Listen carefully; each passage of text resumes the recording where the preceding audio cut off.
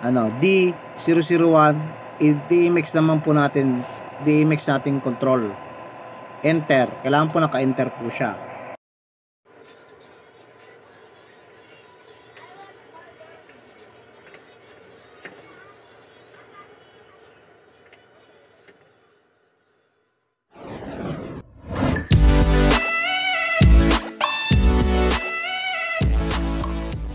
Yun mga kailaw, ito na po yung part 2 po dun sa repair po dito sa Lumilights na slim par LED.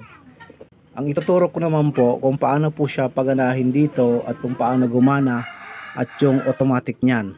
Ko po iba po ang control, slide control nito doon sa Phänomena brand kaysa dito. Halos kung titingnan nyo, pare-pareho po ang kaha nila. Phänomena, Big Dipper, Lumilights or ano pa man na brand. Mas maganda po ito kung mayroon kang 4 pieces. Ito po kasi isa na lang yung natira sa atin. Yun na lang po muna ang i-control po natin. Ganun pa rin naman yan. Pag nag-set po kayo, pwedeng 4 na 001. Lagay nyo po siya sa scanner 1. Kung gusto nyo pong gamitin yung scanner 1 to 4 nyo, i-set nyo po ito ng 001. Mag plus 16 po kayo, 017 plus 16. Magiging 033 plus 16 magiging 049. Kailaw, nakaset na po ito sa D001, nakalagay po yan sa scanner 1. Yung mga marunong na po dito, kahit wag nyo na pong panoorin, yung mga talagang may alam na po dito. Pero sa mga beginner na nag-aaral po dito, try nyo po ito, baka pareho po sa par LED nyo. Ang brand po niyan, Lumilights LPS 6003. Ang una po natin gagawin, naka-press dapat ang scanner 1 mo, ito. Kasi pag hindi nyo po yan pinailaw, hindi po yan gagana.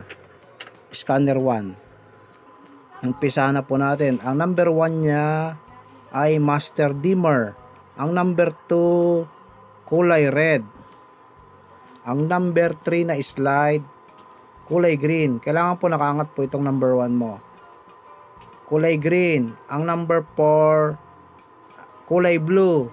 Ang number 5 kulay white. Yan na po ang control niya. Master red. Number 2, 3 green, 4 blue, 5 white. Tapos angat po natin ang red ulit. Lagyan natin ng konting blue sa number 4. Nagbabago po ang mga kulay niya. Diyan po kayo magmi-mix ng mga color combination po niya. Naging violet, naging pink violet, naging yellow, orange, yan. Tapos lagyan natin ng white, naging light na red. Ngayon sa strobe naman, number 6 naman ang slide. Yung po ang strobe light niya. Pag inaangat niyo po yan dahan-dahan hanggang sa magsagad po ang slide niya, bumibilis po yan. Mabilis na po siya. Depende po sa gusto nyong strobe or white. Gusto nyo, angat natin. Strobe light po nyan. Tapos baba na po natin lahat. Ang number 7, angat natin munang, nandito po ang mga color nya. Pwede po kayo mag-select ng mga color habang inaangat nyo po ang slide. Ayan, habang inaangat po natin.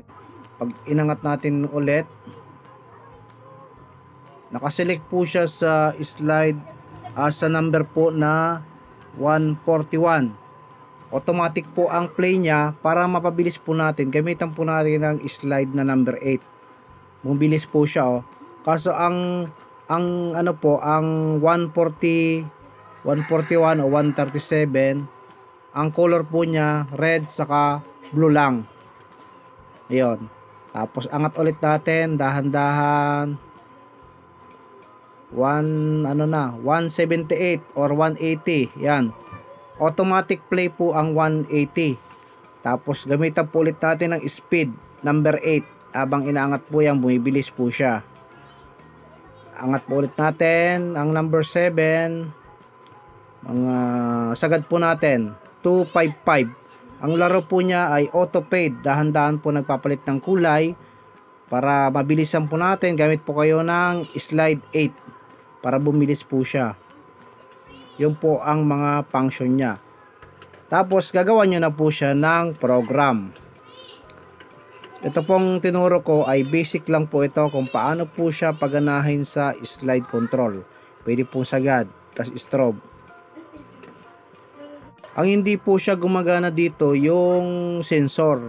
Yung po ang hindi mapalabas dito sa DMX controller.